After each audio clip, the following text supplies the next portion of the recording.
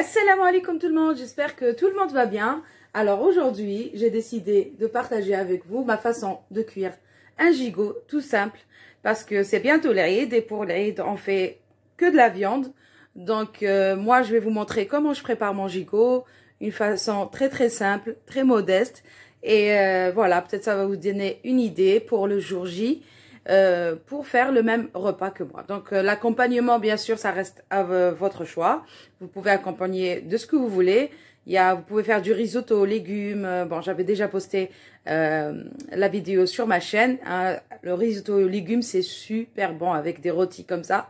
Ou sinon, vous pouvez faire comme aujourd'hui. Moi, j'ai décidé de faire des petites carottes et des petits pois, juste les faire revenir dans une poêle et faire une purée. Voilà. Donc, ça sera mon idée pour le jour de l'Aïd. Bon, après à vous de voir si vous voulez faire la même chose ou pas. Donc maintenant, on va attaquer directement. Donc c'est très simple. Donc j'ai besoin d'un gigot, bien sûr, d'agneau. Et là, j'aurai besoin de l'ail, de la coriandre, des épices, du beurre, enfin de la margarine et de la moutarde. Enfin, ce qui me reste de moutarde parce que vous savez qu'on est en pénurie. Voilà, donc on va commencer. Donc tout d'abord, on va commencer à inciser notre gigot. C'est pour que toutes les épices et la farce qu'on va préparer soient bien imbibées dans le gigot. Je sais pas comment dire. Voilà. Donc, un peu comme ça. Voilà.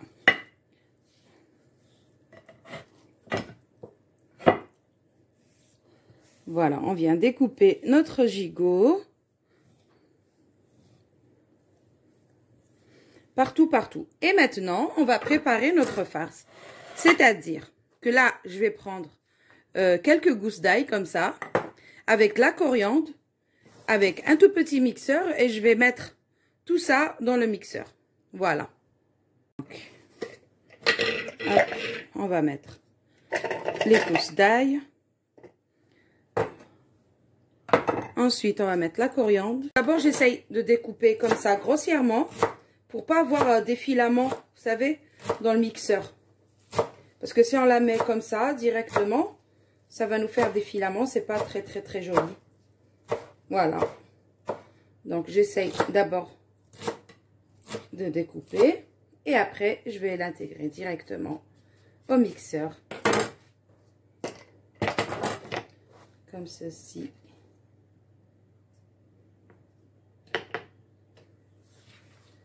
Voilà.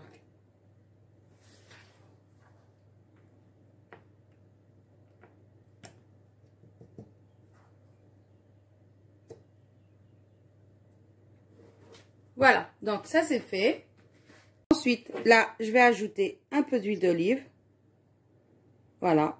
Donc, je peux vous dire que ça aussi, quand vous mettez des pommes de terre au four, avec juste une persillade comme ça, avec juste de l'ail et du persil ou bien de la coriandre, c'est très bon. Voilà, donc on va venir mixer, bien sûr.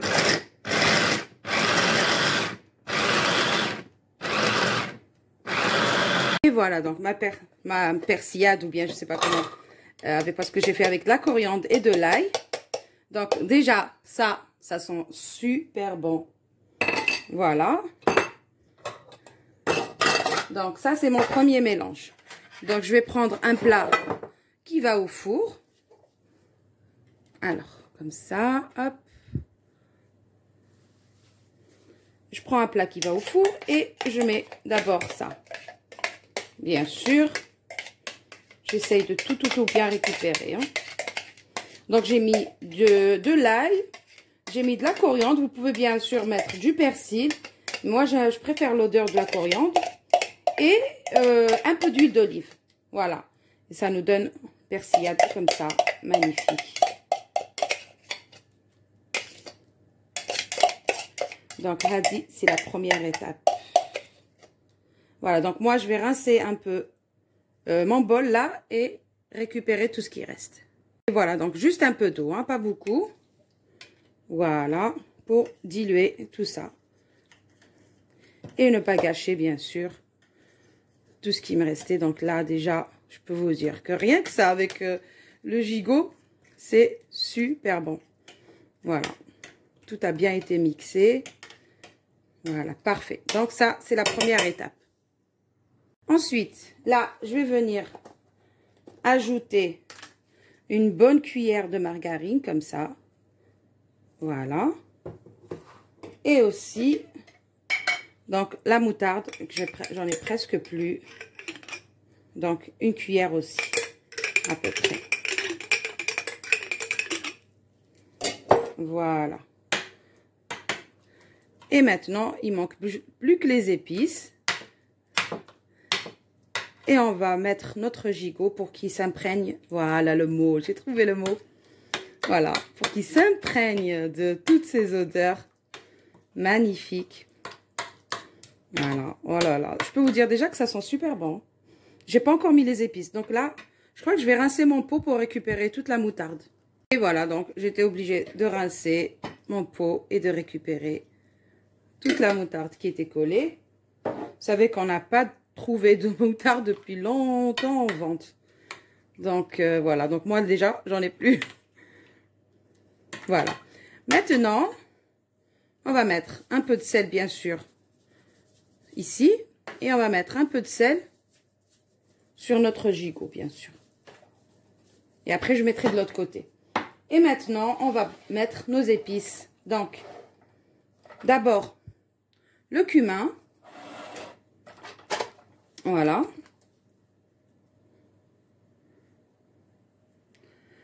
Du cumin. Un peu de cannelle.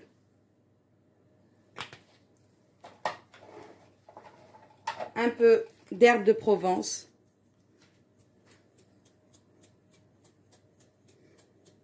Après, bon, les épices, vous pouvez mettre ce que vous voulez, hein. Ça, c'est les goûts et les couleurs. Ça ne se discute pas, bien sûr. Un peu de poivre. Bon, j'aurais aimé ajouter un peu d'ail séché, mais j'ai pas.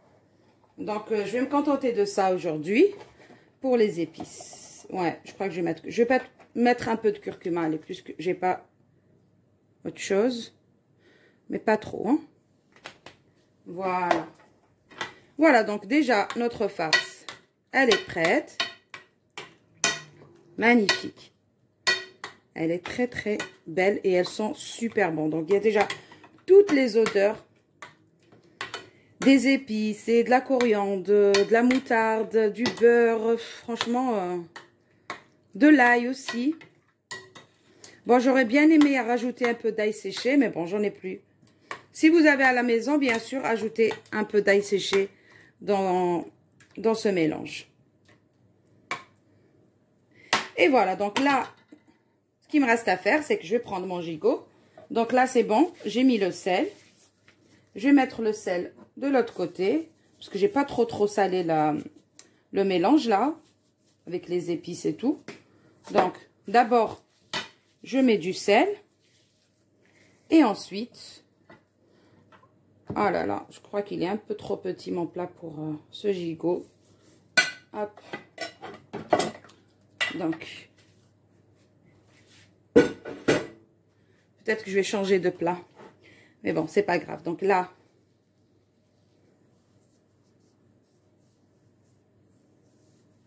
on va venir lui faire un massage avec toutes nos épices. Voilà, regardez-moi. Et bien rentrer, bien sûr, ici. Où est-ce qu'on a découpé tout à l'heure. Voilà. Oh là là là là. Je peux vous dire que ça sent trop bon déjà. Voilà. Donc, bien le masser pour qu'il s'imprègne des odeurs et des épices et tout. Donc, j'ai oublié de vous dire que, bien sûr, en attendant que je faisais tout ça, j'ai allumé mon four. Voilà, pour qu'il soit chaud, bien sûr. Donc, toujours, il faut préchauffer son four avant de mettre quoi que ce soit à l'intérieur.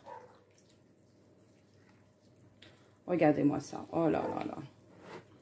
Et il m'en reste encore de la sauce, hein. Donc là, je vais laisser cuire encore à peu près 1 heure. Et après, je vais venir voir si c'est bon ou sinon, je vais ajouter un peu d'eau Mais normalement, le gigot, il va rester minimum 2h30, 3 heures au four. Hein, bien sûr, mais à 170 degrés. Pour qu'il puisse cuire bien à l'intérieur. Et voilà. Donc, il y a ça qui me gêne. Je sais pas parce que j'ai pas un plat plus grand que ça. Bon. C'est pas grave. Je vais essayer de le mettre quand même. Parce qu'une fois qu'il est cuit, au bout d'une heure, il va rétrécir. Donc, peut-être ça va rentrer. Voilà. Regardez-moi ça. Cette belle farce magnifique. Oh là là là là là. Ça sent super bon.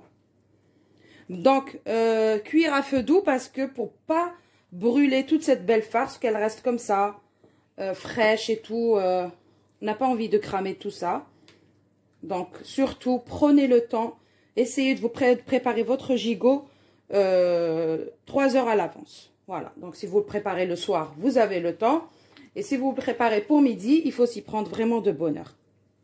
Vers 9 h, voilà. Vers 9 h du matin, et vous le laissez dans le four toute la matinée. Voilà. Donc là, pour moi, c'est bon. Je vais laisser comme ça. Voilà, ça, je peux pas l'enlever. Je vais laisser comme ça et je vais recouvrir bien sûr. Et je vais mettre au four. Et voilà, maintenant que notre gigot... Voilà, donc si vous avez le temps de le préparer le soir, laissez-le un peu au frigo comme ça avec toutes ces épices. Et si vous n'avez pas le temps, comme moi, là maintenant, je vais le mettre tout de suite dans le four. Donc, bien sûr, tout le monde le sait maintenant, il ne faut jamais mettre l'aluminium directement en contact avec la nourriture. Donc, je vais mettre 2 feuilles de papier sulfurisé comme ça pour couvrir le petit bout là qui déborde. Moi, je sais qu'il va rentrer après. Mais bon, là pour l'instant, je vais recouvrir comme ça pour qu'il ne brûle pas. Et là, on va y ajouter bien sûr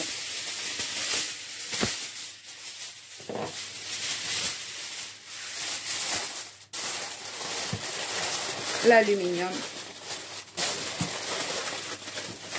Voilà. Donc, comme ça. Et une autre de l'autre côté. Peut-être même 2 parce qu'il y a le petit bout là qui sort. Alors, je vais enlever ça. C'est ça.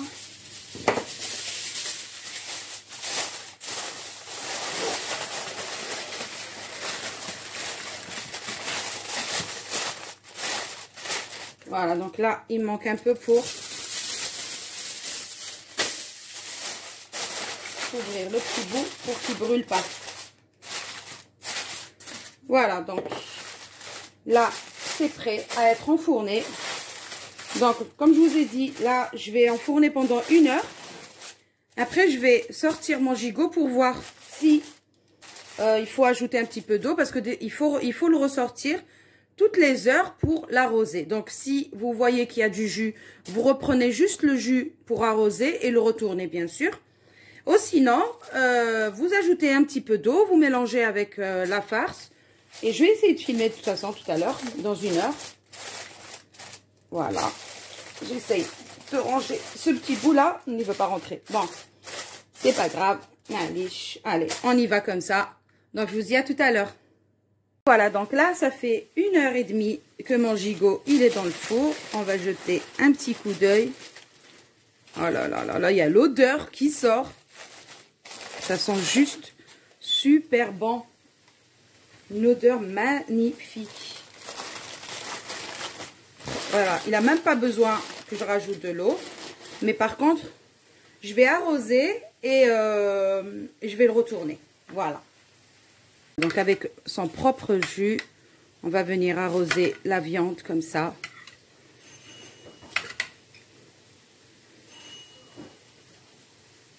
Voilà, donc là, je l'ai retourné.